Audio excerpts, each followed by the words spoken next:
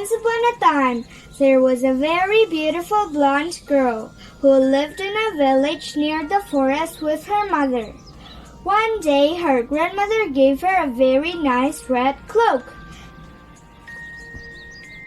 That is why everybody in the village called her Little Red Riding Hood. One day... Did you call me mother? Yes, Little Red Riding Hood, your grandmother is very sick. I want you to go to her house and take her this little basket with some bread and honey. Yes, mother. But don't stop in the forest and don't talk to strangers. Do as I say. Go straight to your grandmother's house. Yes, mother. Little Red Riding Hood went through the forest with the little basket for her grandmother, who lived in a nearby village.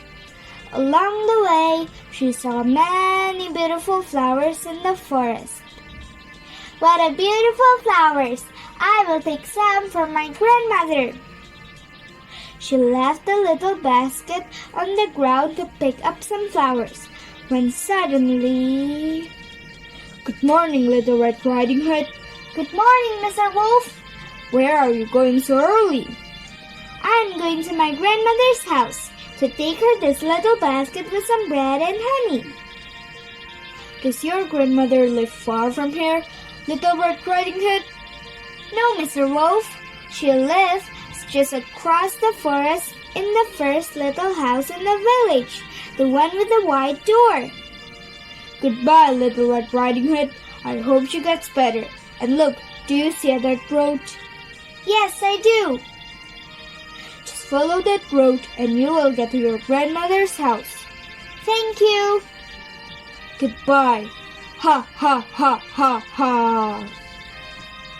Little Red Riding Hood kept looking for flowers, disobeying her mother, who told her not to stop in the forest and to get to her grandmother's house.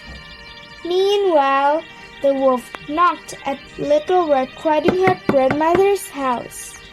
Who's there? It's me, Grandmother, Little Red Riding Hood, and I brought you a basket with some bread and honey. Come in, my little angel. Push the door.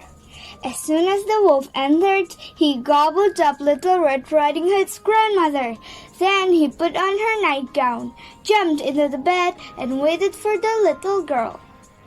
A few minutes later, Little Red Riding Hood arrived at her grandmother's house. She knocked at the door. Who's there? Grandmother, it's me, your granddaughter, Little Red Riding Hood. I came to bring you a little basket with some bread and honey. Come in, my little angel. Push the door. Little Red Riding Hood entered the little house. She went straight to her grandmother's room. And in the bed, there was the wolf, dressed with her grandmother's clothes. Come in, my little angel. Rest for a while. Little Red Riding Hood sat in a chair and looked at her grandmother. Grandmother, your voice sounds so odd. Is something the matter? I just have a bit of cold. Oh, what a big ears you have, Grandmother. All the better to hear you with. And what a big eyes you have. All the better to see you with. Oh, Grandmother, and what a big teeth you have. All the better to eat you with. Ha, ha, ha, ha, ha. The wolf gobbled up Little Red Riding Hood. Then the wolf fell asleep. Meanwhile, a woodsman was passing by the little house.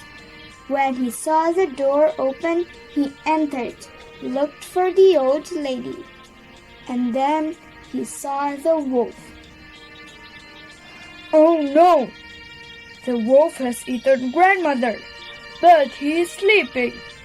He grabbed the wolf and made him spit out the poor grandmother and Little Red Riding Hood, who were luckily still in one piece.